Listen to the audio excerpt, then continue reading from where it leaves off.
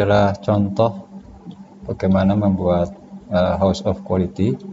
Di sini suatu perusahaan kamera, Grid Cameras, ingin metodologi untuk memperkuat kemampuannya memenuhi keinginan pelanggan dengan kamera digital barunya. Ya. Maka di sini kita bisa lihat bentuk daripada house of quality ini. Jadi kita bisa lihat di sini bahwa langkah pertama itu ada di sini. Jadi what the customer wants itu ada di sebelah sini, kiri sini ya, yang warna biru kehijauan ini. Nah, kemudian apa yang bisa dilakukan oleh perusahaan ya untuk memenuhi kebutuhan tersebut itu ada di sisi sini, kotak kuning ini ya, kotak kuning ini. Nah, kemudian untuk menghubungkan keduanya antara apa yang diinginkan customer dan apa yang bisa dilakukan atau dibuat oleh atau bagaimana perusahaan bisa membuatnya, maka ini ada kotak biru ini ya, di kotak biru ini. Maka ini matriksnya di sini ya. Nah, kemudian setelah matriksnya di sini, maka nanti bagaimana hubungan antara faktor-faktor how itu yang ada di sini itu dihubungkan di sini, di atapnya sini. Jadi relasi antara hal-hal yang bisa dilakukan oleh perusahaan itu ada di sini.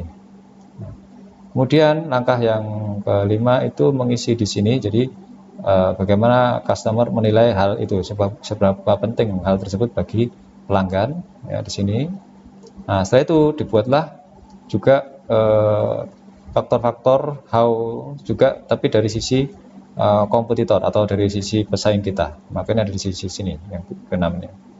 Nah, setelah semua dievaluasi, maka kemudian kita bisa menuliskan target-target nilai yang ingin kita capai ya, supaya bisa mengalahkan kompetitor kita. Di sini ada aspeknya adalah technical values ya, nilai teknis ya, nilai technical attributes-nya apa yang mau kita tambahkan di sini, kemudian evaluasi daripada teknisnya. Mungkin kita akan buat house of quality nanti di pertemuan yang lain ya. Baik. Jadi kegunaan lain daripada quality function development ini adalah untuk menunjukkan bagaimana usaha kualitas itu bisa di deploy ya, seperti itu ya. Nah, di sini jadi kita bisa membuat beberapa house of quality ya. Kita bisa membuat beberapa house quality ya. Kemudian mulai dari desain karakteristik, kemudian menjadi komponen spesifik, kemudian lanjut lagi ke proses produksi, dan yang terakhir adalah quality plan ya, di mana quality plan ini merupakan serangkaian atau sekumpulan atau seperangkat toleransi tertentu, prosedur tertentu, metode-metode tertentu, dan teknik sampling tertentu yang untuk memastikan proses produksi itu memenuhi daripada keinginan atau kebutuhan daripada konsumen. Nah, ini kita bisa lihat bagaimana antara house satu dan house berikutnya ya, seperti ini. Jadi kita bisa membuat house pertama itu sama seperti contoh yang tadi di atas, example yang di atas ya. Kemudian dari customer requirement kemudian dicari karakteristik desain yang diinginkan seperti apa untuk memenuhinya, kemudian jadilah house 1. Kemudian dari house 1 ini maka desain karakteristik yang sudah kita tentukan tadi ya, kita jadikan sebagai masukan untuk kemudian kita akan mendapatkan keluaran berupa komponen spesifik ya. Kemudian dari komponen spesifik ini kita masukkan lagi di house berikutnya untuk kemudian kita mendapatkan keluaran yaitu proses produksinya apa. Nah, kemudian dari house ketiga ini hasilnya akan menjadi masukan bagi house yang keempat, yaitu inputnya adalah proses produksi, kemudian hasilnya adalah quality plan.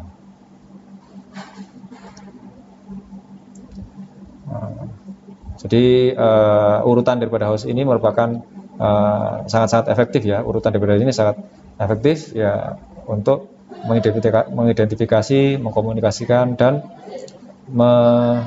mendeploy atau meluncurkan ya, deploy itu meluncurkan ya, atau mengeksekusi daripada sumber daya produksi. Oke. Kemudian mengorganisasi pengembangan produk. Jadi di sini ada bagaimana kita mengelola ya, pengembangan produk. Ada 4 pendekatan yang dilakukan. Ya, yang pertama adalah pendekatan yang dilakukan oleh Amerika secara tradisional itu adalah bahwa untuk membangun atau mendevelop produk ini ada suatu organisasi dengan departemen yang berbeda-beda. Ya, di sini ada departemen research and development ya, khusus untuk riset saja, kemudian departemen engineering khusus untuk mendesain produknya saja, kemudian departemen manufaktur ini untuk mendesain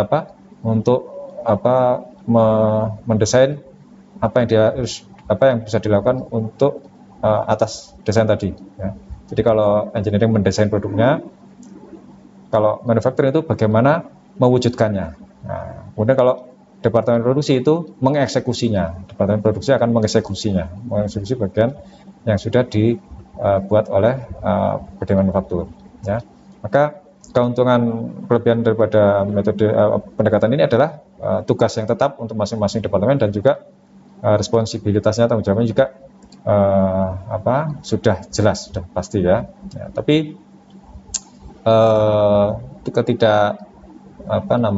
keburukannya atau kekurangannya adalah lack of forward thinking atau kurang dalam pemikiran ke depan. Maksudnya adalah bagaimana nanti departemen selanjutnya itu akan memproses hal-hal yang terkait dengan konsep, ide dan desain yang sudah dirancang oleh departemen sebelumnya gitu. Ya, seperti itu ya. Kemudian pendekatan yang kedua dan yang populer ini adalah menugaskan seorang manajer produk ya untuk champion itu artinya dia melakukan segalanya gitu, melakukan segalanya untuk produk itu ya, mulai dari melalui sistem pengembangan produk yang sudah ada dan juga organisasi yang terkait ya. Dan ada pendekatan yang ketiga ya, dan mungkin yang terbaik itu adalah menggunakan suatu tim khusus, yang mana tim ini bisa dinamai misalnya product development team atau design for manufacturability team dan value engineering team. Jadi ini ada tim-tim yang terpisah ya, seperti itu ya. Kemudian dan cara yang keempat atau pendekatan yang keempat yang dilakukan oleh Jepang, yaitu mereka membypass, mereka nggak pakai tim ya. Mereka nggak pakai tim seperti itu. Jadi jadi satu, kumpul jadi satu semuanya seperti itu ya. Kumpul jadi satu semuanya. Kemudian di sini ada masing-masing ada kelebihan, ada kekurangannya ya. Masing-masing ada kelebihan dan ada kekurangannya ya. Bukan kecocokan ya. Kayak misalnya Jepang ini dia merasa nggak perlu untuk punya tim yang terpisah-pisah itu ya, untuk supaya bisa berkomunikasi dan koordinasi. Tapi menurut gaya Western, gaya Barat gitu ya, maka tetap harus pakai tim ya, karena ini itu adalah hal yang bijak ya, seperti itu ya. Baik, kemudian kita masuk ke tim pengembangan produk ya, product development team. Ini dia bertanggung jawab terhadap pergerakan produk itu, mulai dari kebutuhan apa yang diinginkan oleh pasar ya, untuk suatu produk sampai produk itu sukses di pasaran ya, sukses di pasar ya. Maka tim itu biasanya terdiri dari perwakilan dari marketing, manufacturing, purchasing ya, kemudian ada juga quality assurance dan juga personil lapangan ya. Bisa juga dia diwakili, ada wakil daripada vendor juga ada, bisa seperti itu ya. Terus apapun yang dilakukan oleh tim tersebut, maka dari hasil penelitian itu menyarankan bahwa keberhasilannya itu akan lebih besar kalau misalnya tercipta lingkungan dengan partisipasi anggota yang tinggi ya, dan juga terbuka ya, seperti itu. Sehingga dimungkinkan kontribusi dari masing-masing orang ya untuk mensukseskannya gitu ya. Nah, kemudian di sini ada istilah concurrent engineering ya, concurrent engineering, yaitu kalau definisinya adalah kinerja secara simultan dari semua tahap ya pada pengembangan produk ya. Jadi concurrent engineering ini akan menerapkan pengembangan produk yang lebih cepat. Dengan cara apa? Dengan cara membawa produk, proses, dan quality engineer-nya ya. Demikian juga dengan supplier atau pemasok dan personal marketingnya itu bersama-sama ya mencapai kinerja ya, kinerja secara simultan dari berbagai tahap ya. Jadi di sini maksudnya adalah dalam mengembangkan produk itu mungkin dia nggak harus mengerjakan mulai dari A sampai Z secara berurutan, tapi dia bisa juga saat mengerjakan B bisa juga dia mengerjakan C gitu, seperti itu ya. Jadi pada saat misalnya saja ketika produk itu ketika produk itu mau diteliti ya, pasar pengennya seperti apa, itu kan yang bergerak marketing minta masukan. Pada saat yang bersamaan itu bagian bagian produk ya, bagian perancangan ya, desain itu bisa mulai membuat prototipnya dan juga bisa dan manufacturing juga bisa membuat mencoba bagaimana membuat ini prototipe itu ya, seperti itu ya. Dan ini dinamakan cross functional teams ya, seperti itu ya. Baik, kemudian kita masuk ke bagian manufacturability and value engineering ya. Jadi rekayasa nilai dan manufacturability. Jadi kegiatan rekayasa nilai ya, value engineering dan manufacturability ini adalah perbaikan daripada desain dan spesifikasi ya di tahapan research ya, di tahapan research, development, kemudian tahapan desain dan juga reproduksinya ya, seperti itu. Maka keuntungannya adalah yang pertama akan mengurangi kompleksitas daripada produk gitu ya. Yang kedua mengurangi dampak lingkungan. Kemudian yang ketiga dia akan menambahkan standarisasi pada komponen ya, mana yang bisa distandarkan. Yang keempat akan memperbaiki aspek fungsional dari produk itu. Dan yang kelima memperbaiki job design atau perancangan pekerjaan itu. Jadi misalnya pekerja itu dia butuh pekerja yang bisa melakukan apa, dan job safety ya, keselamatan kerjanya itu ya. Dan memperbaiki maintainability atau serviceability atau perawatan ya, ini kaitannya dengan perawatan. Jadi memperbaiki kemudah rawatan atau dari suatu produk itu. Kemudian robust design, yaitu desain yang tangguh, robust design ya. Baik, nanti kita akan bahas juga tentang robust design ya. Baik, jadi aktivitas ini merupakan teknik untuk menghindari biaya yang tinggi ya, seperti ya. Ini termasuk teknik untuk mengurangi biaya tinggi ya, di mana dari value engineering program value engineering ini itu biasanya akan mengurangi biaya antara 15-70% tanpa mengurangi kualitas ya, dengan dengan menghasilkan penghematan sekitar 10-25 dolar ya, seperti itu. Baik, kita masuk ke isu yang terkait dengan desain produk. Di sini ada beberapa isu, yaitu ada robust design, ada modular design, ada computer aided design, computer aided manufacturing, ada virtual reality, value analysis, dan sustainability life cycle assessment ya.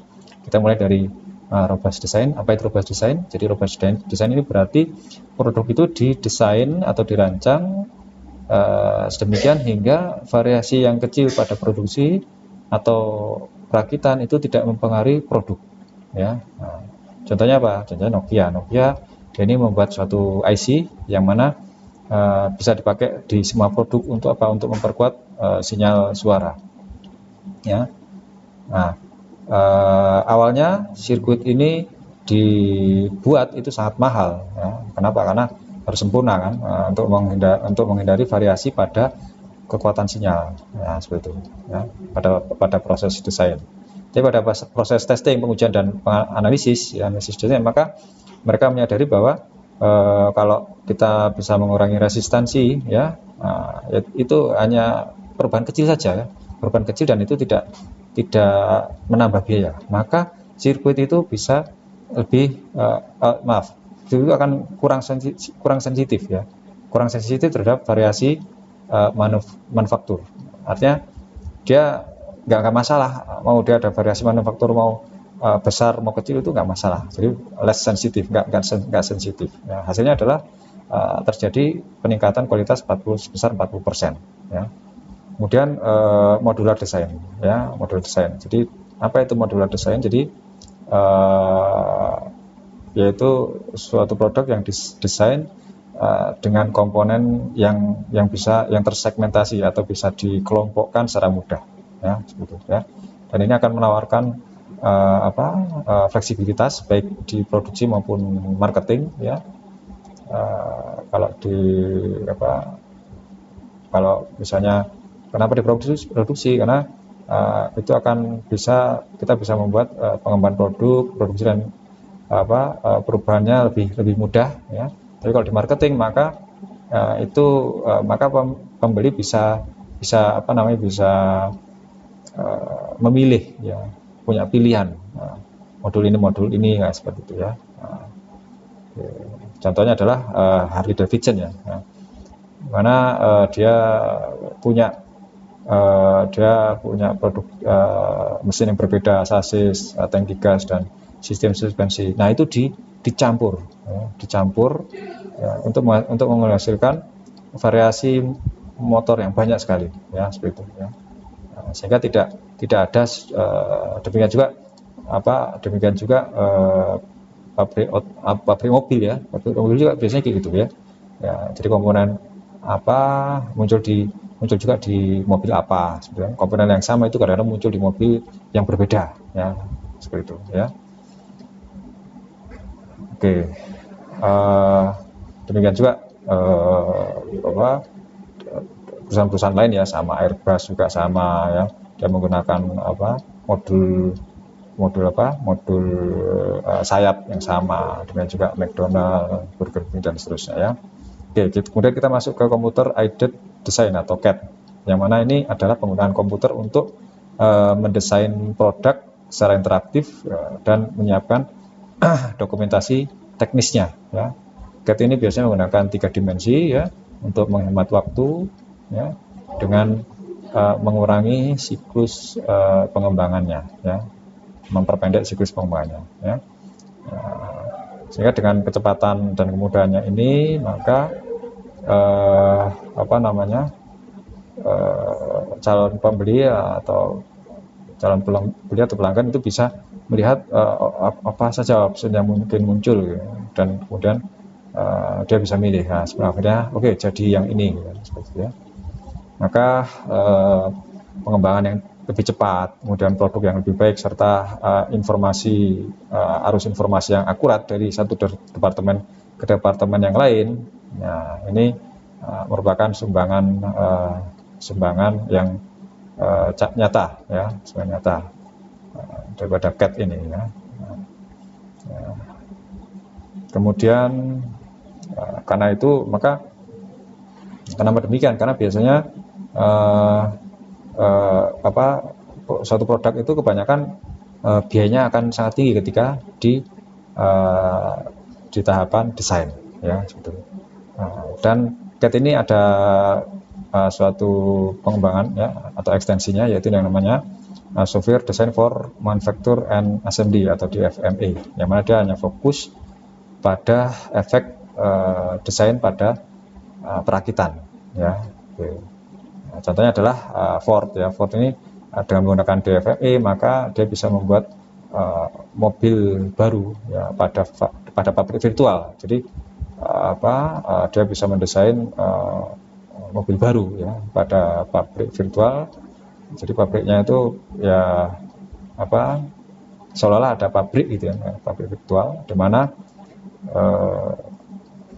perancang atau desainer itu bisa mempelajari ya, bagaimana menaruh transmisi pada mobil ya, saat diproduksi line atau saat mobil itu diproduksi ya.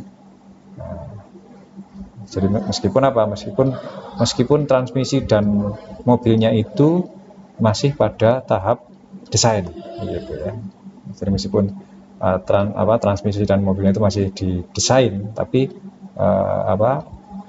dengan adanya DFM ini maka kita bisa mempelajari kalau misalnya transmisi ini dipasang itu gimana, nah, seperti itu. Oke.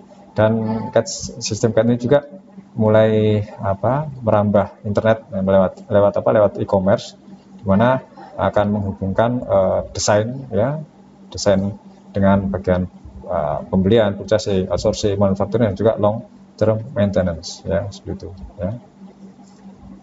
Kemudian ini akan mempercepat perancangan ya, dan ini juga juga menunjang daripada tren menuju mass customization atau kustomisasi massal ya. Dan mungkin bahkan pada tingkat yang ekstrim bisa saja calon pembeli itu bisa masuk ke library atau suatu data desain daripada supplier gitu. Jadi mereka bisa milih supplier itu tersedianya seperti ini ya, gitu ya. Jadi bisa langsung milih suppliernya juga. Jadi bukan hanya produknya saja, bahkan suppliernya juga dia bisa milih ya, seperti itu. Sehingga hasilnya adalah produk yang customized ya, produk yang unik ya, produknya unik karena masing-masing pembeli bisa memilih apa yang diinginkan untuk produk itu ya, yang lebih cepat dan lebih murah, less expensive ya. Oke. Kemudian ada istilah computer aided manufacturing ya, atau manufaktur berbantuan komputer. Itu merupakan penggunaan daripada program komputer khusus untuk mengarahkan atau menginstruksikan dan mengendalikan peralatan manufaktur ya. Maka kalau CAD itu informasi dari CAD itu diterjemahkan menjadi instruksi bagi CAM ya. Jadi CAD itu menghasilkan instruksi ya. Jadi informasinya diolah oleh CAD kemudian menjadi instruksi, dan instruksi itu dijalankan oleh CAM, maka istilahnya menjadi CAD CAM. Maka kombinasi kedua ini adalah sesuatu yang sangat luar biasa ya. Jadi yaitu efisiensi manufacturing ya, efisiensi daripada pabrik, di mana akan lebih sedikit unit yang rusak ya. Lebih sedikit unit yang rusak, kemudian dia juga akan mengurangi rework, atau kalau rusak dia harus perbaiki lagi, itu lebih berkurang, dan juga akan mengurangi inventory atau persediaan bahan baku, bahan mentah, barang setengah jadi ya, terutama barang baku dan barang setengah jadi ya. Dan juga scheduling ya, jadi dengan penjadwalan yang lebih precise ya, seperti itu. Baik. Kemudian ada juga additive manufacturing, ini masih terkait dengan CAD/CAM. Apa itu additive manufacturing? Jadi penggunaan teknologi CAD untuk memproduksi barang dengan cara menambah material, menambah bagian daripada produk itu lapis demi lapis ya, lapis demi lapis, seperti ini ya. Jadi seperti ini contoh daripada additive manufacturing ya. Jadi atau lebih biasa disebut 3D printing ya, 3D printing ya. Maka dia satu demi satu ditambahkan ya. Kemudian ya, saya pernah lihat kalau 3D printing yang plastik gitu, jadi ini satu persatu itu disusun dari bawah ke atas atau sebaliknya. Jadi maka kalau Kalau tradisional manufacturing itu biasanya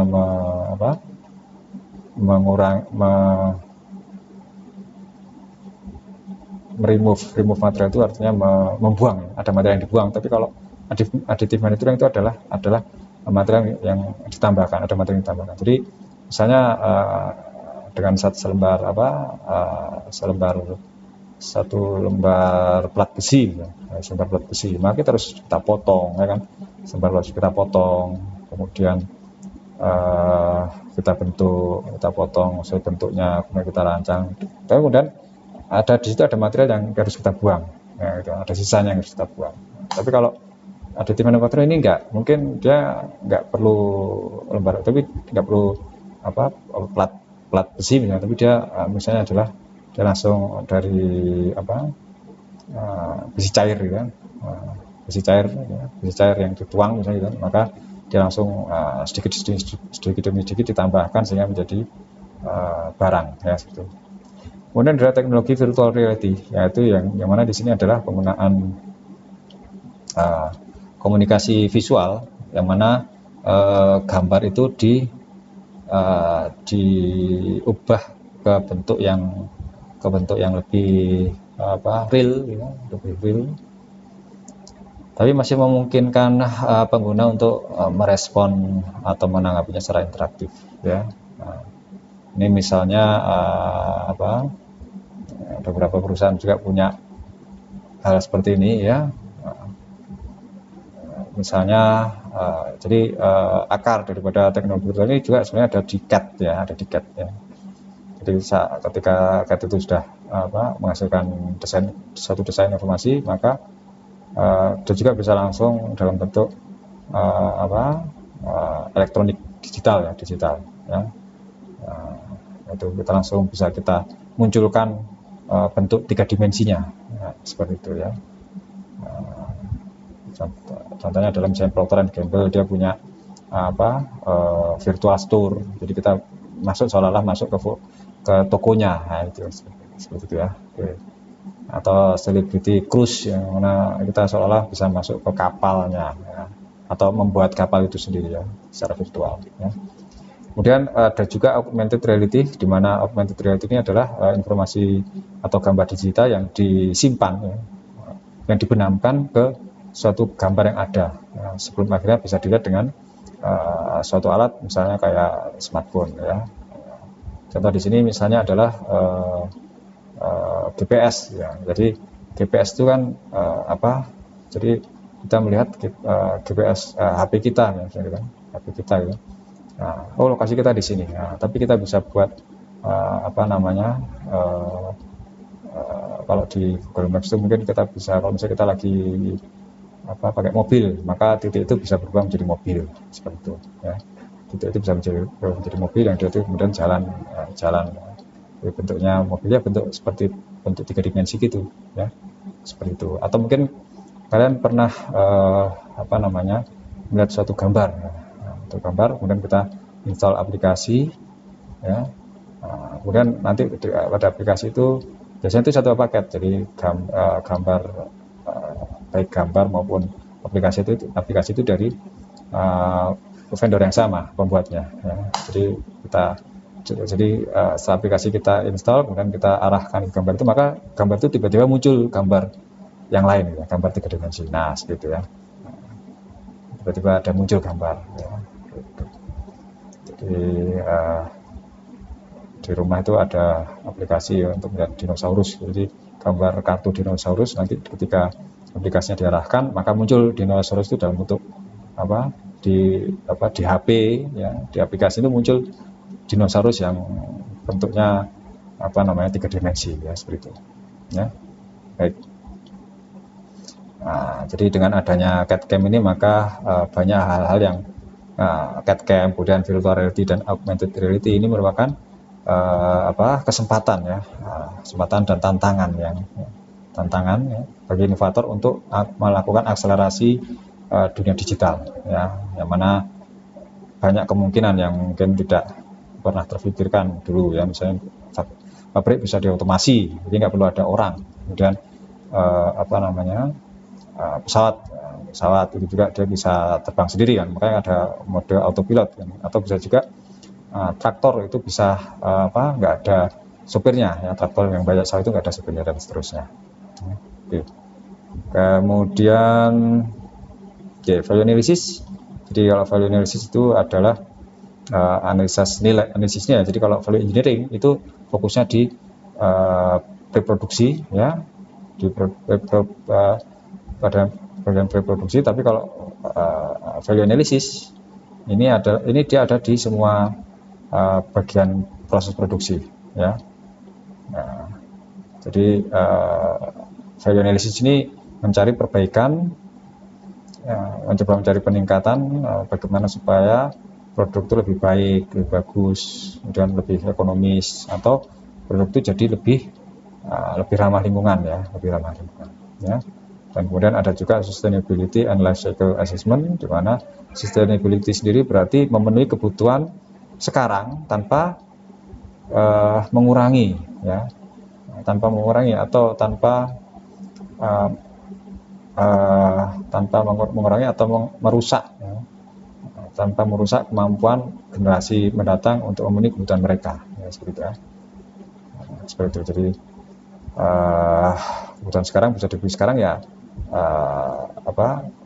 perlu apa bahan bakunya, maka jangan sampai nanti generasi ke depan tuh kekurangan bahan baku misalnya, nah, gitu ya. Dan LCA ini merupakan evaluasi dampak lingkungan dari suatu produk ya, seperti itu, yang mana keduanya ini bisa dipelajari di bagian suplemen ya. Baik, kita masuk ke continuum ya, product development continuum. Oke, jadi ini contoh ya, kita ambil contoh. Jadi pabrik obat itu dia kan biasanya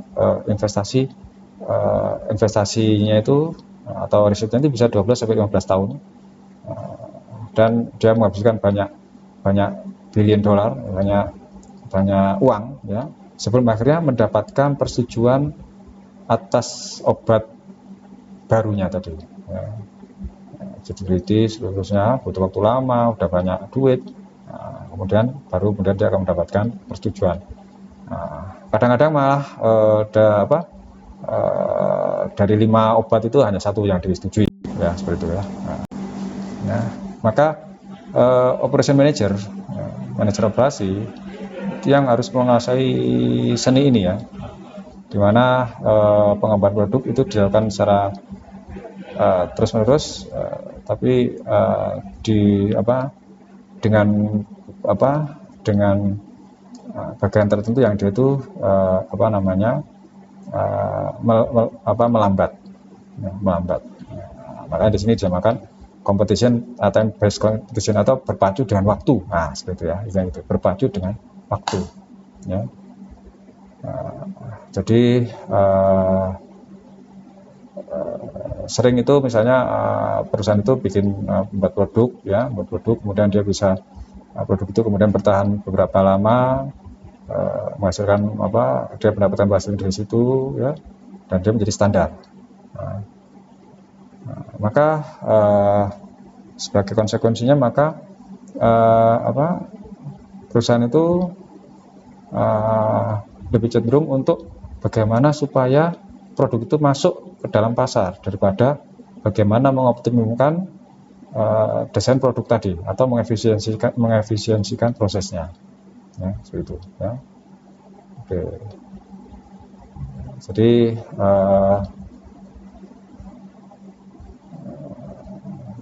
bagaimana kita ini bisa mengenalkan produk kita ya, itu pada saat yang tepat kan gitu ya. Mungkin kita introduksi cepat, rapid introduction to the market ya. Biasanya pengenalan suatu produk secara cepat ya. Itu kenapa kadang-kadang itu dilakukan, karena sebelum akhirnya mulai ada kompetisi, sebelum mulai ada komputer, sebelum mulai ada pesaing, maka yang mana pesaing itu juga pasti akan mencoba untuk meniru atau melakukan atau produknya itu yang lebih baik ya. Maka produknya ini apa mahal ya, mahal, sangat mahal. Jadi produk baru mungkin mahal karena biayanya untuk menyeimbangkan atau mengimbangi harga, menyimbangi biaya diproduksi ya. Seperti itu ya, yang mana diperlukan desain dan metodenya ya. Nah, karena berpacu dengan waktu atau time based competition ini sangat penting, maka alih-alih instead of developing, jadi alih-alih membuat produk baru dari awal ya, maka ada beberapa strategi yang bisa kita pakai ya. Di sini kita akan melihat continuum itu atau perubahan waktu ya, dari dalam perusahaan sendiri hingga keluar ya. Gambarnya dari sini ya, jadi seperti ini kita bisa lihat dari di sini adalah bagian dalam perusahaan. Jadi apa yang bisa kita lakukan di dalam sendiri, ada migrasi, ada instruments ya. Tapi ini new internal ini adalah yang yang paling bawah gitu ya. Bisa mungkin tidak dilakukan gitu kan, kalau membuat produk baru dari awal. Ini adalah dengan eksternal ya, bisa aliansi, bisa joint ventures, patungan, atau membeli teknologi dari expertise ya, membeli teknologi atau pakar ya, dengan cara mengakuisisi developer ya. Oke. Baik, kita masuk ke enhancement ya. Jadi enhancement dan migration itu perusahaan itu mencoba memperkuat produk yang ada dengan cara inovasi dan itu biasanya lebih cepat ya, dan resikonya lebih ringan ya, dibandingkan membuat produk baru. Mana enhancement sendiri bisa dengan cara mengubah warna, mengubah warna, atau mengubah ukuran ya, mengubah berat, rasa, atau fitur ya, seperti itu. Kemudian contohnya adalah Boeing ya. Boeing sejak produksi pesawat tipe 737 dari tahun 67 sampai sekarang masih perlunya ya masih itu saja ya. Enhancementnya enhancementnya adalah di sini, di airframe ya. Jadi airframe-nya itu dari satu model ke model yang lain itu dimigrasi ya, dibuat berbeda ya, gitu. Ya tambahan sedikit gitu seperti ya. Maka ini dan ini membuat Boeing bisa mempercepat pengembangan ya, di samping juga dia mengurangi biaya dan risiko untuk desain yang baru ya. Ini dinamakan building on product platform, jadi membangun platform produknya.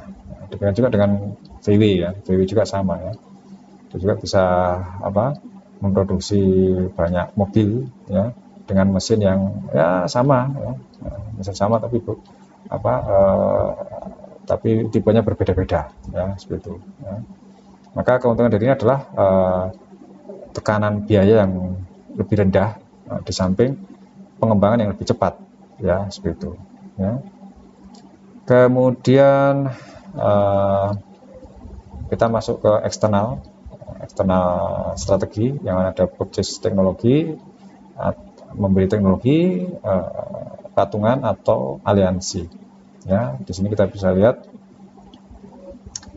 dengan membeli teknologi ya, ini biasa dilakukan oleh Microsoft dan Cisco, yaitu membeli perusahaan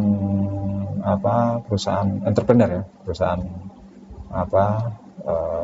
entrepreneur gitu ya, startup atau yang sudah mengembangkan teknologi, dan teknologi itu sesuai dengan misinya Microsoft seperti itu ya, sesuai dengan misinya Microsoft.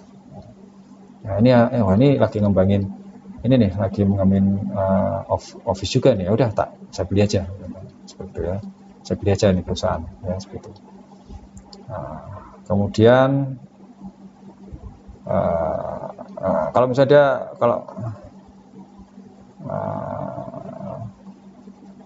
kemudian kalau dia bisa membeli, maka isu berikutnya apa? Maka isu berikutnya adalah bagaimana menyesuaikan organisasi yang dibeli, teknologinya, kemudian ini produksinya dan budayanya, ya. Maka dia harus menyesuaikan daripada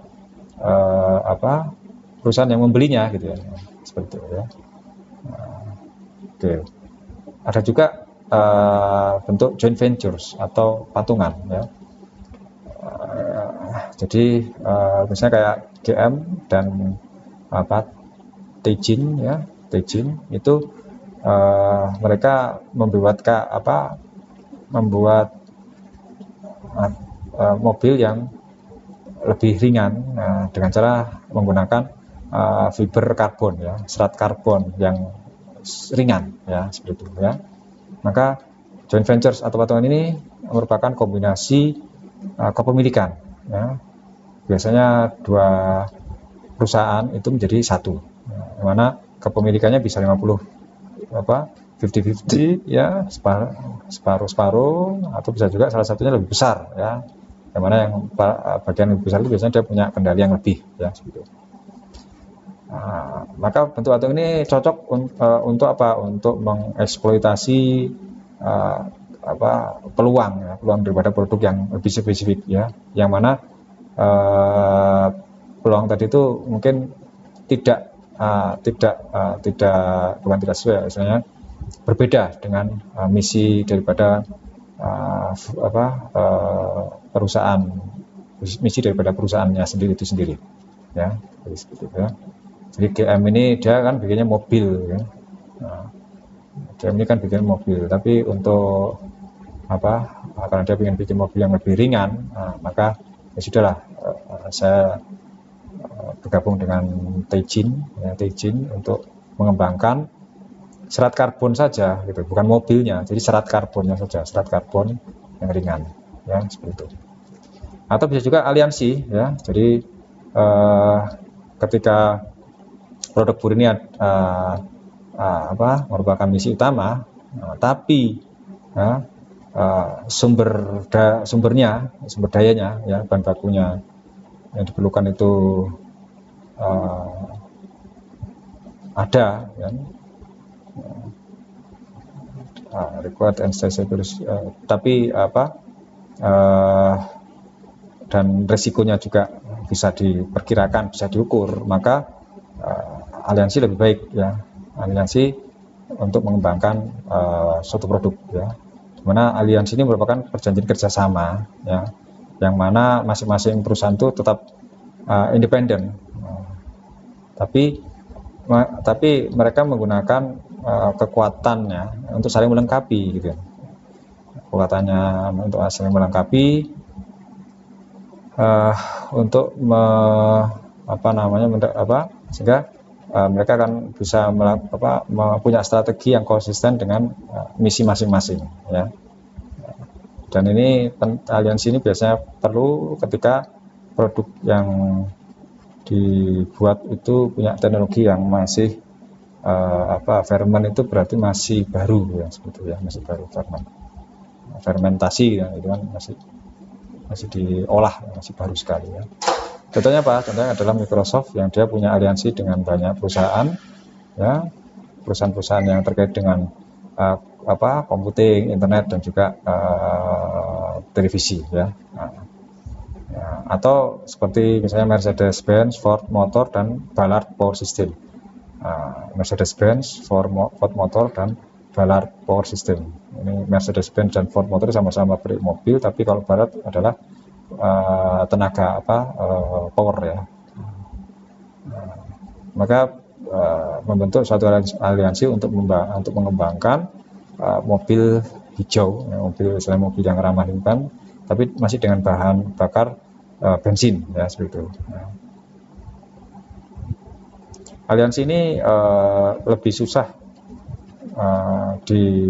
dirawat, ya, dijaga aliansinya daripada joint venture, ya. Kenapa? Karena ada ambiguitas, ya, ya.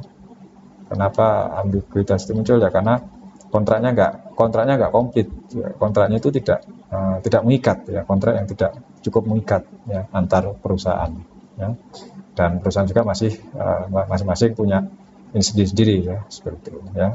Oke. Baik, kita masuk pada pembahasan mendefinisikan produk ya. Jadi pertama, produk atau jasa itu didefinisikan berdasarkan atau dalam istilah fungsinya. Untuk apa itu ya? Apa yang akan dilakukan oleh produk ini. Nah, kemudian produk itu didesain atau dirancang, lalu perusahaan akan menentukan apakah kita bisa mencapai fungsi ini atau melakukannya ya. Oke. Nah, jadi karena itu maka spesifikasi yang lengkap ya dari suatu produk itu penting untuk memastikan produksi itu berjalan efisien ya. Maka peralatan, layout, sumber daya manusianya itu nggak bisa ditentukan sampai produk itu ditetapkan, produk itu didefinisikan, ini produk apa gitu. Dan dirancang, didesain, kemudian didokumentasi ya, yang mana masing-masing perusahaan itu punya cara masing-masing ya, untuk mendefinisikan produknya gitu kan ya. Dan juga diperlukan spesifikasinya harus tertulis ya. Bahkan spesifikasi tertulis ini atau itu akan menjadi atau standar grade atau nilai standar itu pasti ada gitu ya. Dan akan memberikan definisi dari berbagai macam produk. Contohnya adalah Monterey-Jack. Monterey-Jack ini adalah perusahaan yang membuat keju ya. Dan untuk membuat keju itu maka dia punya dia punya spesifikasi seperti ini. Jadi karena dia membuat berbagai macam keju, maka dia harus memberikan nomor untuk keju ini ya, nomor 58, 24, 69 ini rasanya seperti apa, kemudian teksturnya, bentuknya, warnanya, serta penampilannya seperti apa sih. Nah, gitu ya. Nah, nanti keju lain ya akan berbeda lagi ya, spesifikasi produknya ya, seperti itu ya. Dan seperti juga misalnya McDonald, maka dia punya 60 spesifikasi ya, 60 spesifikasi dari kentang yang akan dia bikin jadi kentang goreng ya, seperti itu. Oke. Kebanyakan barang yang dibuat di pabrik itu demikian dengan komponennya itu didefinisikan dengan gambarnya, yang mana ini merujuk kepada gambar teknik, di mana gambar teknik ini akan menampilkan dimensi, toleransi, kemudian bahan materialnya apa, serta kalau jadi itu seperti apa sih bahannya, gitu seperti ya. Oke. Maka kalau gambar teknik sudah jadi ya, kalau gambar teknik ini sudah jadi maka dia merupakan bagian daripada bill of material ya. Oke. Nah, bill of material sendiri apa? Bill of material adalah dia merupakan daftar dari hierarki komponen atau susunan komponen, kemudian deskripsi mereka, kemudian kuantitasnya berapa yang diperlukan untuk membuat satu unit saja, jadi satu unit produk ya, seperti itu ya. Mana di situ nanti akan ditunjukkan kalau misalnya form itu bisa barang yang dirakit, maka dia akan menunjukkan tingkatan misalnya di sini bedanya antara sub assembly sama komponen. Jadi kalau komponen itu adalah bagian yang paling kecil yang tidak bisa dibagi lagi, tapi kalau sub assembly atau sub rakitan itu adalah komponen daripada komponen tadi ya. Oke. Jadi gambar teknik ini menunjukkan gambar teknik itu akan menunjukkan bagaimana satu item itu dibuat di dalam bill of material. Kita bisa melihat di gambar berikut ini ya. Jadi di sini adalah gambar teknik seperti yang tadi disampaikan. Jadi di sini kita bisa lihat suatu gambar ya, lingkaran ini terdiri berapa diameternya ya, diameter lingkaran ya. Nah, ini apa? Ini produknya adalah drive roller ya, jadi dia terdiri dari lingkaran. Kemudian kalau toleransinya berapa ya, toleransi berapa ya. Kemudian yang ini adalah bill of material ya, bill of materialnya ya. Oke. Kalau yang ini apa tadi itu bill of material dari suatu panel ya, satu panel. Nah, dia terdiri ini adalah sub assembly-nya ya. Di sini juga 3 sub assembly atau 3 subrakitan. Jadi untuk buat panel ini dia harus ada 3 subrakitan. Itu subrakitan pertama, ini subrakitan kedua, subrakitan ketiga. Yang mana subrakitan masing-masing mempunyai komponen seperti ini ya. Jadi ini kita bisa melihat ada bagian yang lebih menjorok ke dalam, ya ini berarti komponennya. Kalau nggak ada lagi yang lebih menjorok lagi, berarti adalah komponen yang paling akhir ya, komponen utuh seperti ya, seperti itu ya. Oke. Kemudian pada industri makanan ya, maka bill of material itu berupa standar kendali portion atau portion control standar ya. Dimana dengan portion control standar itu maka kita bisa melihat seperti apa sih makanan yang disajikan ya. Dan pada produk yang sangat kompleks, yang lebih kompleks, maka bill of material itu terdiri dari bill of material juga. Jadi bill of material dalam bill of material ya, seperti itu ya. Ya contohnya seperti ini, tadi yang B ini ya. Yang B ini kita bisa lihat Hard Rock Cafe ini untuk buat cheeseburger maka dia butuh ini semua ya. Butuh ini semua ya. Di sini kita bisa lihat burger setnya itu ada lettuce, tomato, itu ada di dalam burger lettuce. Ini adalah sub rakitan ya, sub rakitan atau subproduk ya. Sebelum jadi produk besarnya maka ini adalah subproduk ya. Oke, lalu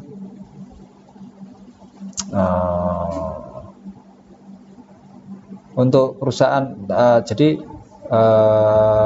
untuk mendefinisikan produk itu tidak hanya dengan spesifikasi tertulis tadi, kemudian dokumen kontrol portion ini atau juga bill of material saja, tapi bisa juga dengan cara lain. Contohnya untuk perusahaan-perusahaan kimia, cat dan minyak, maka mereka mendefinisikan formulanya atau proporsinya, persentase, formula atau proporsi bagian-bagian ya, berapa persen ya.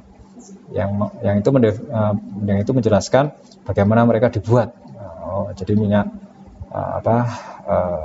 misalnya cat ini ya, maka dia terdiri dari berapa persen ini, berapa persen itu, berapa persen ini gitu ya.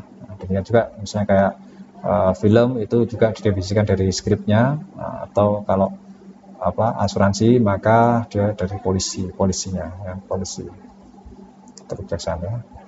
Nah, maka di sini untuk untuk membuat produk itu ya, dan karena banyak komponen yang mungkin akan dilibatkan, maka perusahaan itu punya pilihan untuk memproduksi sendiri komponen itu atau membelinya dari sumber lain. Nah, maka disinilah muncul istilah make or buy decision atau keputusan untuk buat atau beli. Nah, jadi keputusan buat atau beli.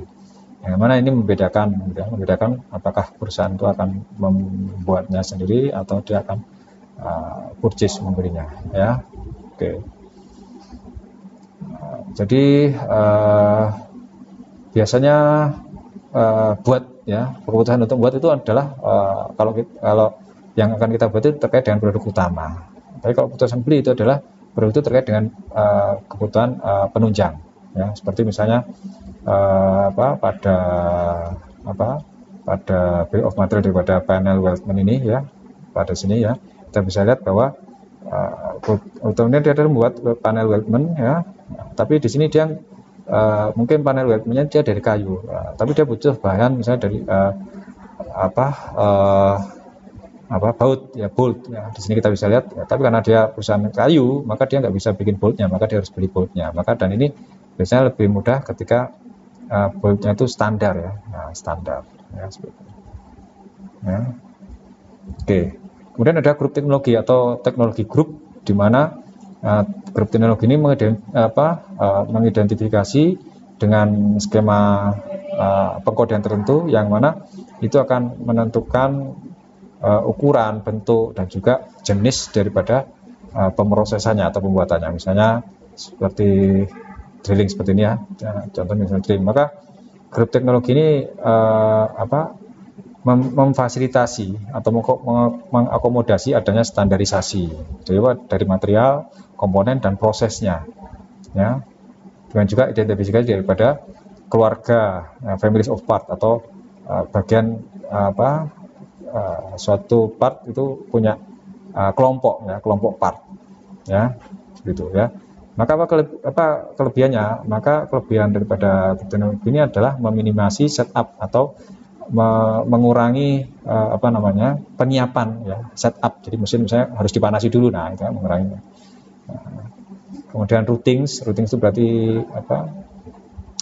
pengalih istilahnya itu urutannya, ya, dari setelah diproses A kemudian diproses B dan seterusnya. Kemudian dan juga material handling atau penanganan materialnya, ya. Di sini kita bisa lihat di gambar 510 ini, ya. Maka ini kalau barangnya belum dikelompokkan seperti ini, ya, setelah dikelompokkan maka ini di groove ini, ini dibuat slotnya, dibuat menjadi bentuk slot. Ini dikasih ulir nih threadednya. Ini di lubangnya aja, di drill, ya. Nah, yang ini di mesin, entah itu di bubut, entah itu di apa, itu di mesin, ya, seperti itu, ya.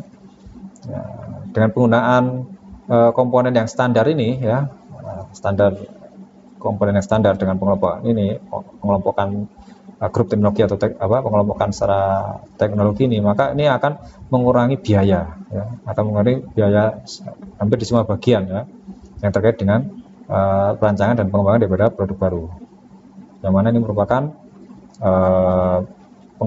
pengurangan biaya yang cukup mayor, ya, pengurangan biaya yang cukup banyak, ya. Oke. Kemudian kita masuk ke dokumen untuk produksi, ya.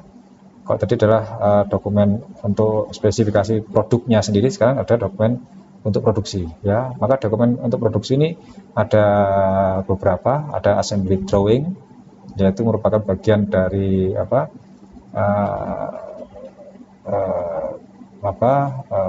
bentuk atau suatu produk yang dia itu dibongkar, itu seperti apa bagian-bagian yang kalau produk itu dibongkar, ya.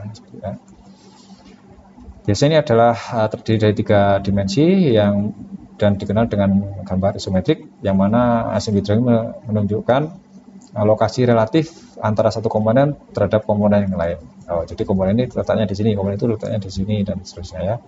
Dan sehingga kita bisa tahu bagaimana merakitnya.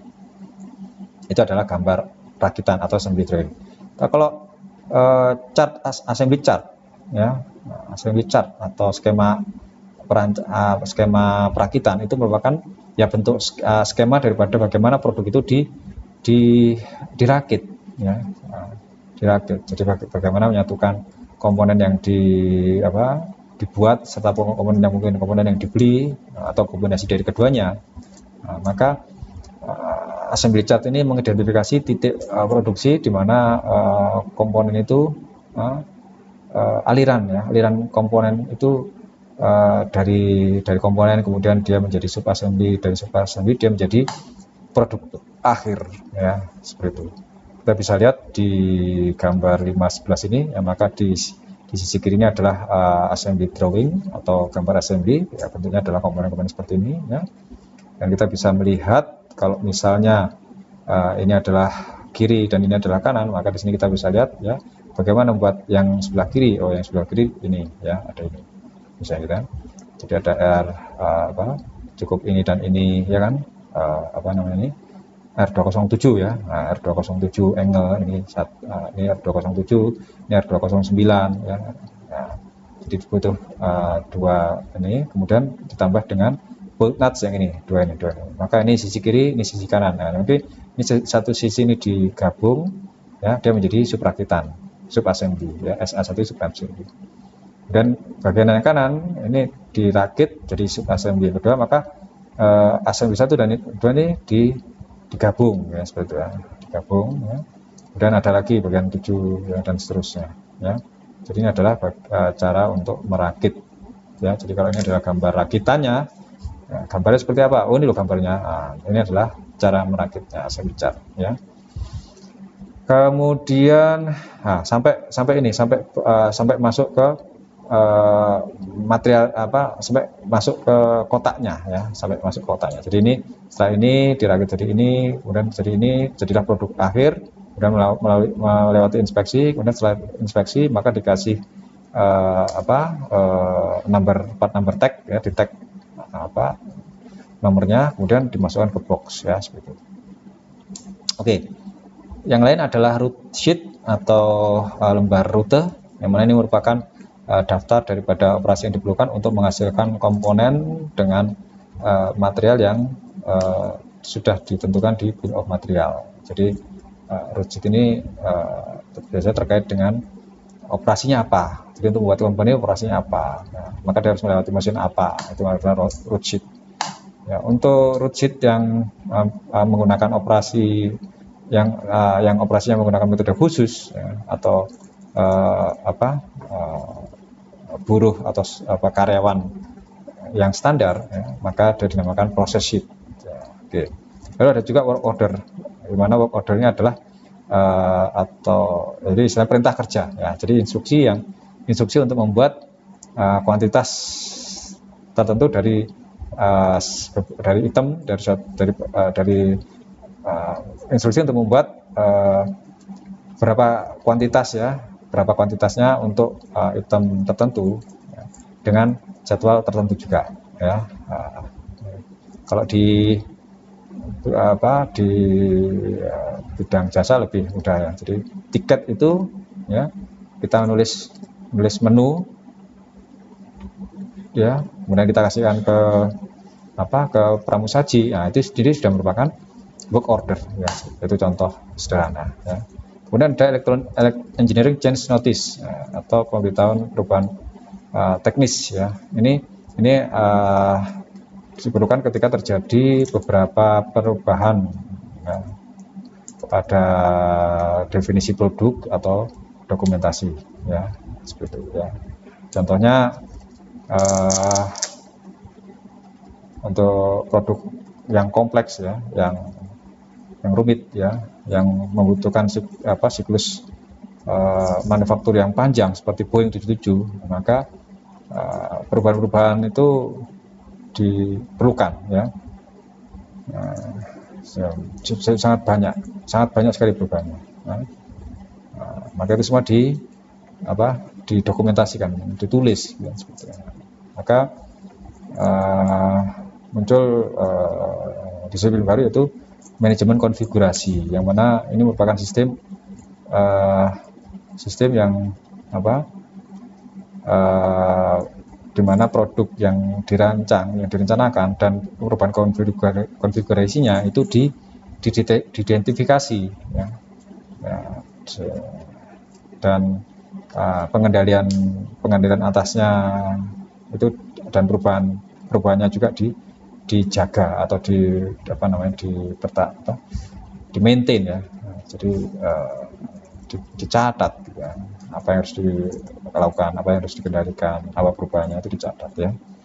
Oke, kemudian ada product life cycle management atau PLM. Ini merupakan suatu program ya, program umbrella. Umbrella itu payung, artinya membawahi semuanya gitu. Yang mana program ini akan mencoba untuk membawa semua fase dari proses perancangan dan manufaktur daripada suatu produk. Jadi semuanya digabungkan ya, ya. Idenya adalah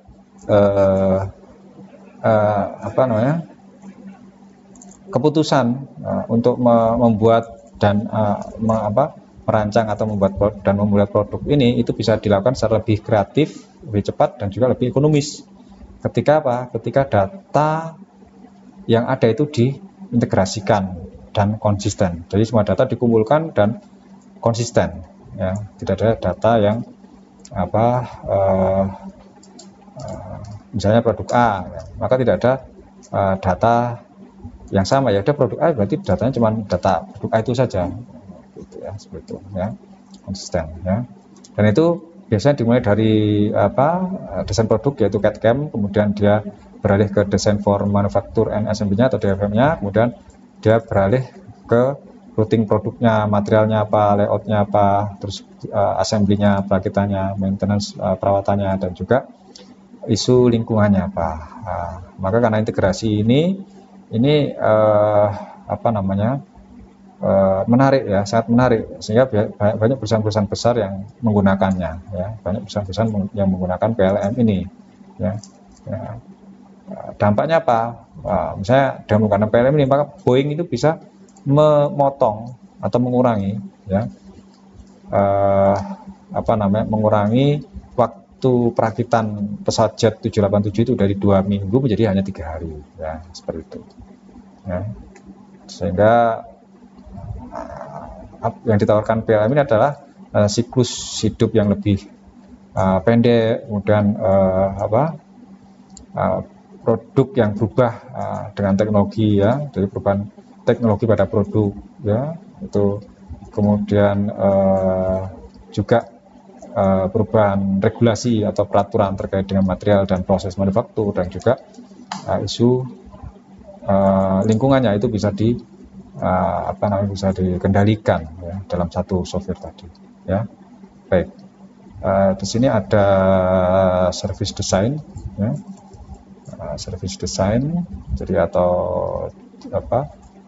perancangan jasa ya, kita masuk ke bagaimana mengefisienkan atau merancang jasa yang lebih efisien ya. Oke, jadi produktivitas jasa ini biasanya rendah ya.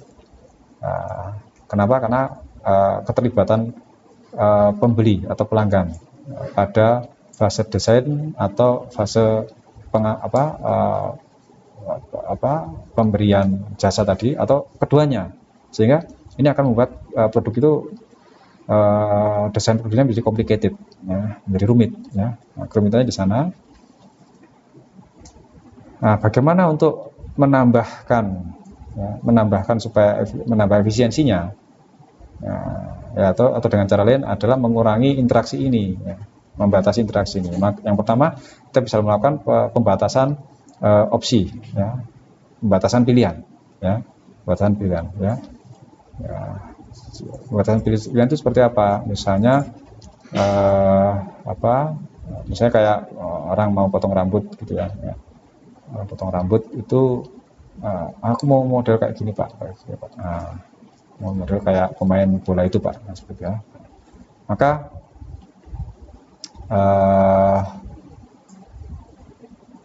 Maka untuk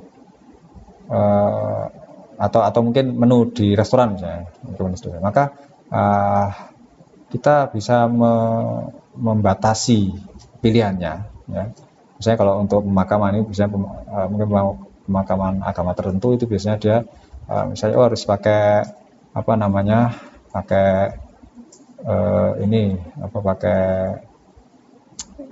kotaknya dari kayu, kotaknya dari bersih misalnya kan. Harus dikasih baju ini, harus dikasih baju itu misalnya. Maka ini kita buat menjadi pilihan ya, pilihan. Atau bisa juga deskripsi verbal pada misalnya tukang potong ya. Potongan kayak ini ya. Maka resolusinya itu definisi produknya itu harus disampaikan sejak dini ya, gitu ya. Karena itu akan lebih efisien ya. Dan itu juga akan memenuhi ekspektasi daripada pelanggan. Jadi jangan kok kemudian dipotong misalnya sudah dipotong model tentara misalnya, cepat aja Pak, itu kan lebih cepat kan. Tapi setelah jadi nggak suka, kemudian Pak coba jadi kayak pemain bola itu Pak, itu akan lebih butuh waktu lagi. Maka perlu dikasih kita batasi pilihannya. Bahkan kalau misalnya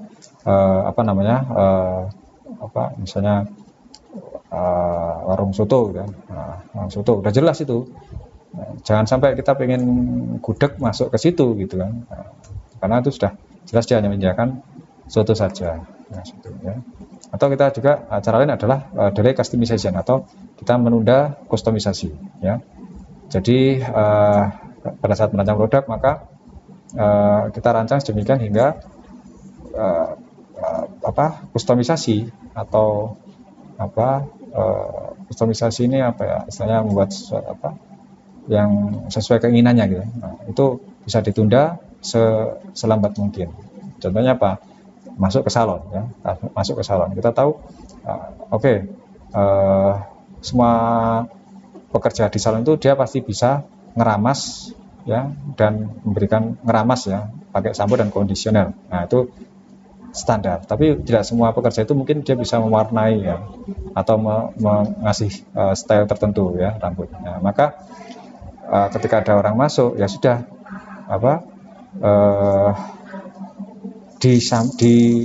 dikeramas dulu aja, dikeramas dulu. Udah selesai dikeramas ya baru di style ya, biasanya diluruskan rambutnya atau bagaimana itu ya. Nah, maka itu termasuk mendirikan kustomisasi, karena meluruskan rambut, memberi warna itu kan termasuk kustomisasi dan itu diakhirkan ya. Kemudian modularisasi dengan modularisasi maka kustomisasi itu berubah bentuk menjadi modul ya.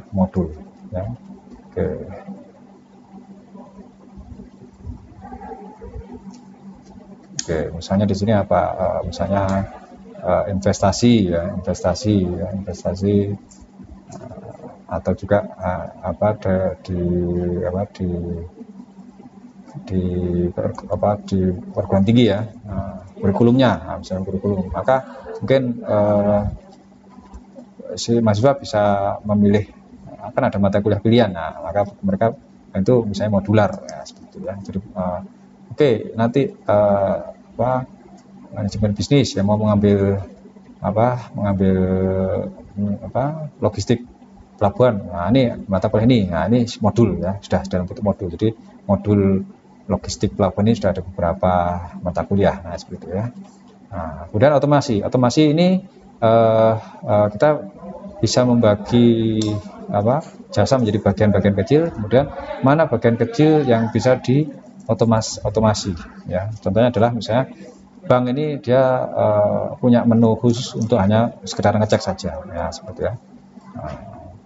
Jadi menunya banyak tapi dia punya menu khusus untuk hanya sekedar ngecek cash saja, sehingga kalau hanya sekedar ngecek cash itu maka dia termasuk menu yang muncul di awal. Jadi ketika masukkan ATM dan setelah isi password, kemudian muncul menu yang pertama itu cek cash saja, nah seperti itu ya. Yang menu-menu yang lain itu muncul terakhir kan, seperti ya. Pembelian ini, pembelian itu, tapi cek cash dulu. Demikian juga pesawat perusahaan penerbangan ya, maka mereka punya kios yang nggak pakai tiket ya. Jadi sekarang ini pakai hanya sekedar menunjukkan booking kode saja ya, kode booking ya, seperti itu ya. Dan ini akan mengurangi biaya dan mengurangi antrian ya, nggak perlu ngantri orang ya, sehingga karena nggak perlu antri, nggak ada biaya, nggak ada tambahan biaya, maka senanglah pembelian, senanglah pelanggan kan. Kemudian moment of truth. Nah, moment of truth-nya apa? Jadi moment of truth itu adalah merupakan momen di mana kepuasan pelanggan itu exemplifies, jadi dikuatkan ya. Contohnya apa? Misalnya kalau di sini contohnya adalah misalnya kita masuk ke suatu supermarket ya. Nah, supermarket itu ketika kita bayar kasir, maka kasir itu benar-benar fokus pada kita, bukannya melayani kita sambil ngobrol dengan kasir yang lain, tidak. Tapi fokus pada. Nah, itu termasuk ini supermarketnya bagus ya, jadi benar-benar mengutamakan pembeli ya. Itu termasuk moment of truth ya, moment of truth ya. Dan ini harus bisa diidentifikasi oleh seorang manajer operasi ya, karena inilah yang akan menjadi titik dari bagaimana konsumen itu terpuaskan, atau bisa jadi lebih daripada itu ya. Seperti itu ya. Kemudian document of service, jadi sama seperti pembuatan barang, maka service juga perlu dokumen. Maka dokumen daripada service ini berupa instruksi ya, instruksi kerja atau job instruction atau script saja ya, ya gitu ya. Misalnya kayak di bank ini, maka kita bisa lihat banyak form gitu kan. Ada form untuk penyimpan penyimpanan, store ke bank, ada form untuk pemindah bukuan gitu kan, dan seterusnya ya. Itu contohnya. Nah ini dan lebih seringnya dia berupa kalau misalnya di sini ya, contohnya adalah dokumentasi service ya, dokumentasi. Maka bank ini pengen bagaimana supaya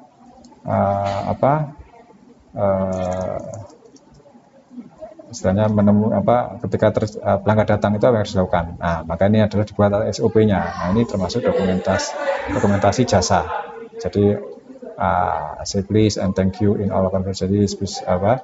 Bilang permisi, bilang terima kasih di setiap pertemuan. Nah, ini adalah dokumentasi daripada jasa. Oke. Kemudian bagian yang lain daripada desain produk ini adalah aplikasi atau penerapan decision tree atau pohon keputusan untuk mendesain produk ya. Jadi pohon keputusan ini dipakai untuk memutuskan atau menentukan produk baru ya, dengan pertimbangan banyaknya mungkin masalah manajemen ya, dengan banyak manajemen, maka ini dibuat untuk menentukan memutuskan sesuatu yang terkait dengan produk baru, di mana di situ ada ketidakpastian, ada ketidakpastian. Jadi ini sangat membantu ketika di samping adanya ketidakpastian, dan juga di situ ada serangkaian keputusan dan hasilnya yang akan dipakai untuk memutuskan atau menghasilkan sesuatu yang lain lagi ya. Maka di sini prosedurnya adalah yang pertama, kita pastikan bahwa semua alternatif itu tersedia dan juga termasuk deskripsinya, state of nature-nya. Kemudian termasuk alternatif tidak melakukan apapun itu muncul ya. Kemudian payoff itu artinya hasilnya ya, payoff-nya berapa. Kemudian yang ketiga, objektifnya kita tentukan apa sih tujuannya apa. Tujuannya itu dengan menentukan expected monetary value atau nilai uangnya ya, uang yang dikehendaki. Jadi kalau misalnya ini berupa bisa diuangkan ya, keputusan ini bisa diuangkan, maka berapa nilainya ya, dan itu kita akan hitung ya, mulai dari sisi kiri, kemudian mulai dari sisi kanan, kemudian ke kiri, kemudian akhirnya kita akan menemukan nilai untuk setiap langkahnya, baru kemudian kita putuskan ya. Contohnya seperti ini. Jadi suatu perusahaan semikonduktor, dia akan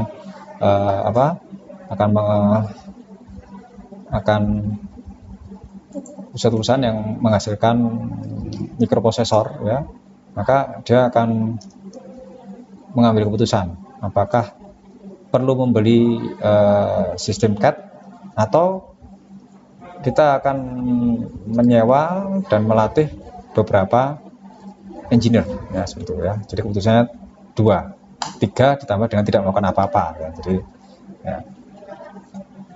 Kemudian tapi karena tidak tahu pasarnya seperti apa, maka bisa saja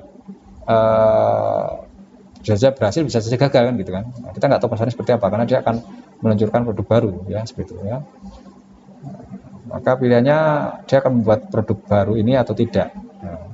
Nah, untuk pasar yang kalau misalnya pasar itu mau menerima, jadi banyak yang pingin, maka diperkirakan penjualnya sampai 25.000 prosesor dengan harga jualnya $100 per unit ya. Nah, kalau pasar nggak nerima, nggak rame ya, maka penjualannya hanya 8.000 prosesor dengan nilai penjualan yang sama. Nah, kemudian kalau kita tadi kalau kita akan menerapkan CAD, maka dia butuh $500.000.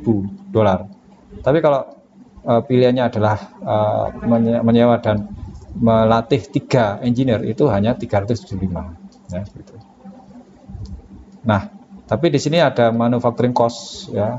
Jadi manufacturing cost itu dia akan turun ya. Kalau dia akan turun $50 kalau tanpa kita kalau tidak menggunakan CAD, dan $40 kalau kita menggunakan CAD ya seperti itu. Maka karena tadi pasarnya belum jelas, maka dia akan memperkirakan bahwa oh ini acceptable kalau pasar ini akan menerima itu sekitar 40%. Jadi kemungkinan pasar akan menerima itu adalah 40%, kemungkinan pasar itu nggak menerima itu 60%. Nah, maka di sini kita bisa lihat pohon keputusannya adalah seperti ini. Jadi di sini kita bisa lihat ya.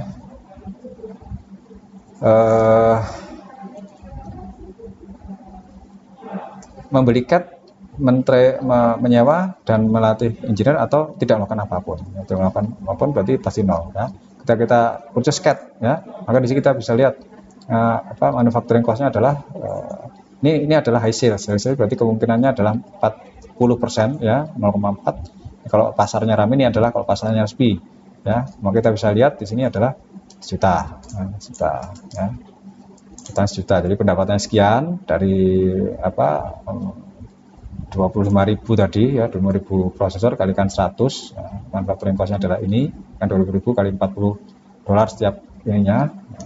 Kemudian CAD cost-nya sekian untuk membeli CAD-nya itu, maka netnya adalah $1 juta. Tapi kalau pasarnya sepi, maka dia akan rugi $20.000. Demikian juga kalau dia menyewa dan melatih engineer ya, itu kalau rame ya, maka di sini kita bisa lihat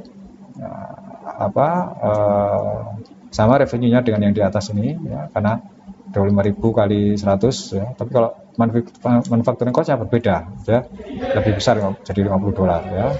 Dan ini biaya untuk biaya setup-nya, yaitu menyewa dan melatih engineer tadi, maka dia dapatkan 875.000 netnya. Kemudian kalau pasarnya sepi, dia masih untung ya 25.000 ya. Nah, terus dari mana angka 388.000, 365.500? Ini dari perhitungan MV-nya ya, MV-nya. Jadi MV-nya adalah di sini 1 juta dikalikan dengan 0,4. Nah, kemudian di sini min 20.000 dikalikan dengan 0,6, hasilnya dari 388. Nah, ini untuk yang purchase CAD, maka 388 ini masuk di sini. Kemudian kalau yang training engineer ya, hire and train engineer, maka ini ya hasil 365, maka di sini 365 ya. Ya, oke. Maka dari sini perusahaan akhirnya memilih MV yang lebih besar, yaitu dia akan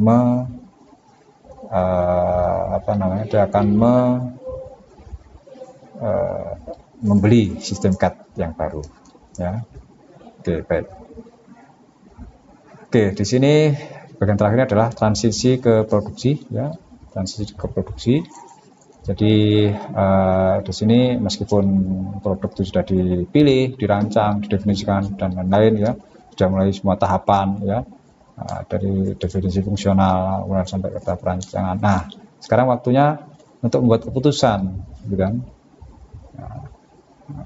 Membuat keputusan apakah produk ini diteruskan atau di stop, dihentikan.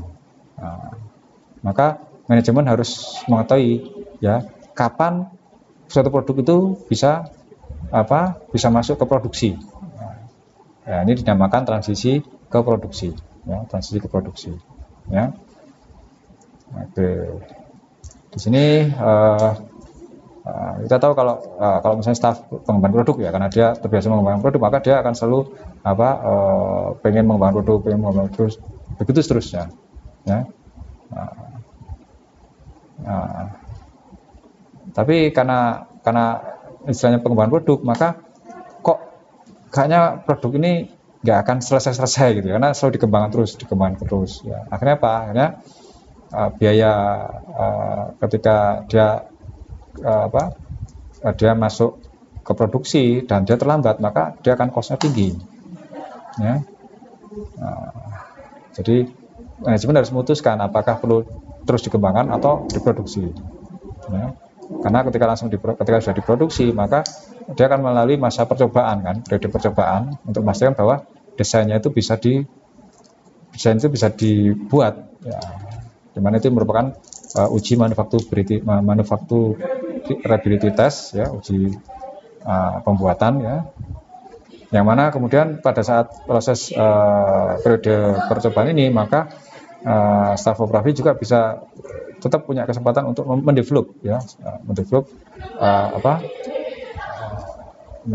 atau mengembangkan alat yang pas, kemudian prosedur kualitasnya seperti apa, kemudian mentraining personelnya, ya. Sehingga produksi bisa sukses, ya. Kemudian baru kemudian produk masuk ke market, ya, marketable, ya. Maka untuk memastikan transisi dari pengembangan produksi ini berhasil, maka beberapa perusahaan itu menunjuk seorang manajer project, kan. Atau biasanya cukup tim pengembangan produk saja cukup, ya. Oke. Jadi apapun yang dipilih, ya, maka keduanya itu akan memastikan bagaimana produksi suatu produk itu berjalan secara mulus, gitu kan. Cara pendekatan yang lain adalah integrasi dari organisasi manufaktur dan pengembangan produk, jadi diintegrasi, ya. Yang mana harapannya dengan integrasi ini akan memudahkan pergantian resource, ya, dari dua organisasi ini. Jadi produknya apa, nanti masuk ke pabrik, itu nanti masuk di bagian mana. Oke, nanti kalau produk yang lain masuk di bagian mana. Nah, ini memudahkan untuk pengaturan pergantian daripada sumber daya dan produk yang akan dihasilkan. Oke. Baik, demikian yang bisa saya sampaikan. Terima kasih banyak atas perhatian. Saya akhiri, wassalamualaikum warahmatullahi wabarakatuh.